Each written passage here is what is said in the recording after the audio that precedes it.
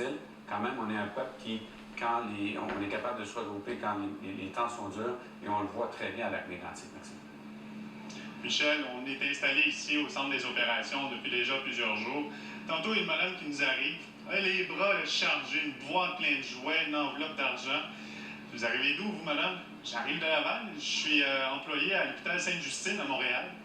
Descendu ici, 3 heures de route.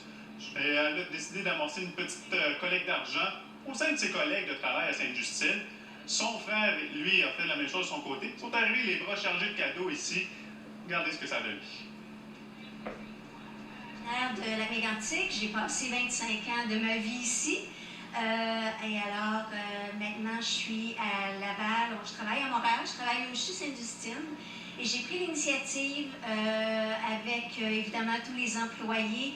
On a ramassé 1 200 $ sur l'heure du midi. En l'espace de 2 heures à peu près, on a ramassé 1 200 $. Et je tenais à venir précisément porter l'argent directement ici, puis aussi en profiter pour voir nos amis, nos parents, tout ça, parce qu'on a encore, j'ai mes beaux-parents qui sont ici.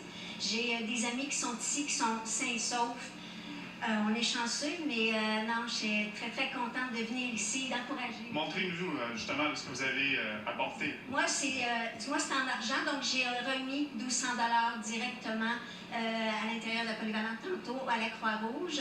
Et mon frère il a amené des vêtements d'enfants, donc j'imagine qu'il y a sûrement des enfants qui auront besoin, pas nécessairement juste d'argent, mais évidemment des vêtements. Puis, donc mon frère est venu, lui il est à Laval aussi, il travaille chez Hewitt à Montréal, et voilà, il a amené...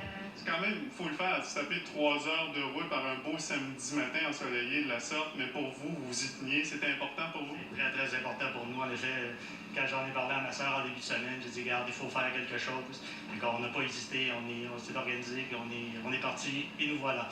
Moi, je pense que quand on vit des choses dramatiques, on a le goût de se rassembler, on a le goût d'en parler, tout simplement. Donc, comme dimanche passé, j'étais chez un de mes amis et on était à peu près une quinzaine des anciens de Lac-Mégantic on était à Boucherville, puis on soupait ensemble, puis on a parlé que de ça. On a regardé que la télé, Facebook, écoute, c'est incroyable. Il y a de mes amis, de par Facebook, c'est comme ça qu'on savait s'il était en vie ou pas. Donc, ils nous écrivaient, OK, on est en vie, inquiétez-vous pas, moi je suis à l'extérieur, mais je reviens, inquiétez-vous pas, on est là, on est sains et saufs. Et c'est comme ça, donc je veux dire, les réseaux sociaux, là, c'est aussi assez important. Donc, mais c'est... Non, je pense qu'on a le goût de se rassembler et de vraiment encourager les gens que...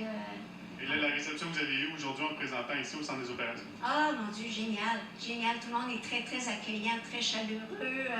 C'est mégantic, c'est vraiment mégantic, comme on l'appelle par chez nous. C'est vraiment les gens chaleureux, on est vraiment tissés serrés, on se rassemble et les gens qui demeurent encore ici vont s'en sortir, ça c'est sûr et certain.